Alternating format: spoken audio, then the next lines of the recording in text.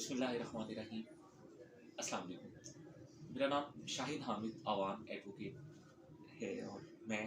آج ایک ٹاپک پہ آپ سے اس میں بات کرنا چاہ رہا ہوں۔ یہ ٹاپک جو ہے یہ خواتین کے وراثتی حق کے حوالے سے۔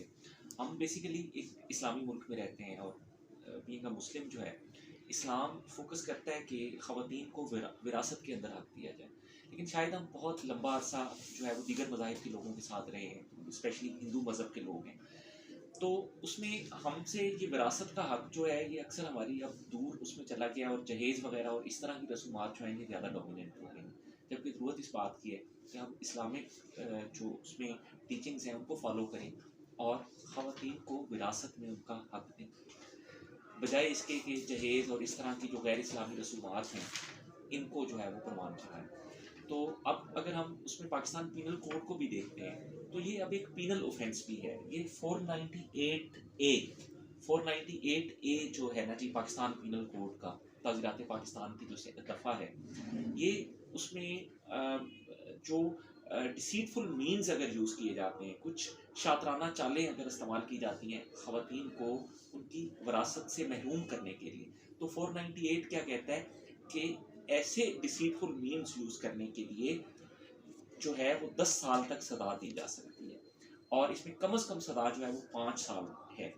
اور یہ جو ہے وہ نان بیلیبل اوفینس ہے، اور یہ نان جو ہے وہ کمپاؤنڈیبل اوفینس بھی ہے، یہ قابل راضی نامہ بھی نہیں ہے، اور کورٹ آف سیشن جو ہے اس کو جو ہے اس کا ٹرائل جو ہے وہ کرتی ہے۔ تو اس میں اگر کہیں پہ خواتین کو ان کی وراثت سے محروم کرنے کے لیے، اور یہ وراثت چاہے موویبل پراپرٹی ہے چاہے ایموویبل پراپرٹی، یعنی منقولہ جائیداد ہے یا غیر منقولہ جائیداد ہے، اس میں غیر منقولہ جائیداد جو کہیں منتقل نہیں ہو سکتی ہے، مثال کے طور پہ کوئی زمین ہے، کوئی اس میں مکان ہے، اس طرح کی چیزیں، اور منقولہ جائیداد جو منتقل ہو سکتی ہے موویبل پراپرٹی ہے، جیسے کار ہے، کوئی دیگر اس طرح کی اس میں اماؤنٹ ہے کوئی اس میں، تو اگر کسی بھی خاتون کو اس کی at the time of opening of succession اس کو اگر اس کی وراثت کے حق سے محروم کیا جاتا ہے، چاہے وہ